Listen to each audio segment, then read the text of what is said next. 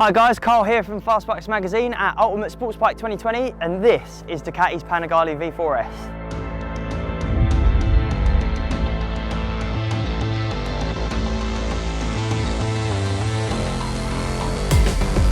So this is it, the most expensive sports bike on our test. This is Ducati's V4S.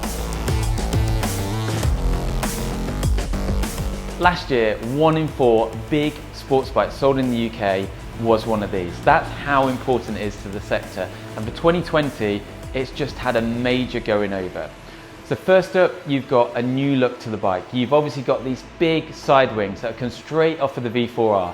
You've got a new subframe, which is lighter, and they've also reduced the torsional rigidity of the frame itself to help it in the corners, aided by a new raised centre of gravity and some tweaked settings to the suspension.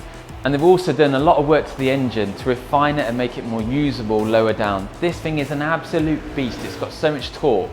And if anything, the 2019 model was too much of an animal when you're cracking on the throttle. So they've tried to lessen that punch, help you to get higher up the rev range and help you to access the whole potential of this engine. Last year's bike was a great package. Hopefully it's now even greater. We're going to get it on the dyno and see how it compares.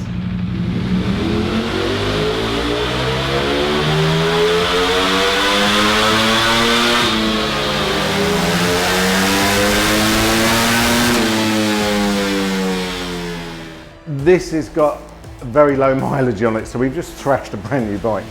So the fact that it's not quite doing the same as last year's bike, it literally is just a few horsepower down in places, particularly the top end. It's actually showing better mid-range than last year's bike in a couple of places. And they've flattened out the power curve and a bit of the torque curve at the riding places from 5,000 through to 9,000.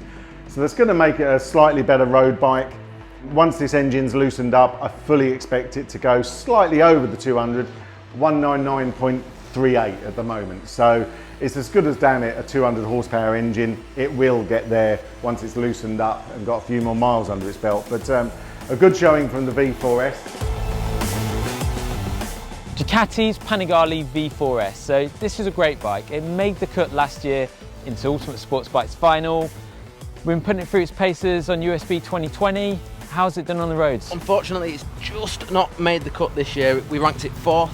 It's still an awesome bike. It's actually a little bit more easy to get on with than last year, but it's still a handful. There's loads of power, but it's almost as if there's too much power sometimes. It's always there. The throttle can be a little bit aggressive. Your legs get boiling hot. It's an awesome bike on a big fast track, but on the roads, particularly the UK roads, it's a bit bouncy, and yeah, it's exciting and it looks great. It's just not really the road bike for me. Okay, and Froze? Yeah, same sort of thing. It's so fast, but it's from 0 to 100. It's the getting off the line that's hard work. That's where it struggled a bit for me. But 100 to 0, them Brembos are good, but it just missed out for me.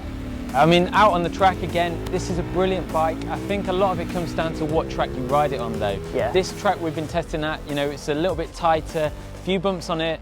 It's been a good challenge for all the bikes. But it's one of those tracks that's probably shown the worst sides up of the Panigale. It's just that little bit awkward when you're coming out of corners. It's raw. I've lit the rear wheel up too many times today. I've scared myself coming out of some of the tighter corners. It is a handful, and it also traps your hands when you turn the steering bars. I don't like that about it either, but it's beautiful.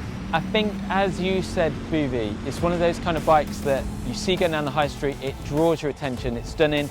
On the racetrack, it's just been a little bit hard. I love it to bits, but it's not made the cut today.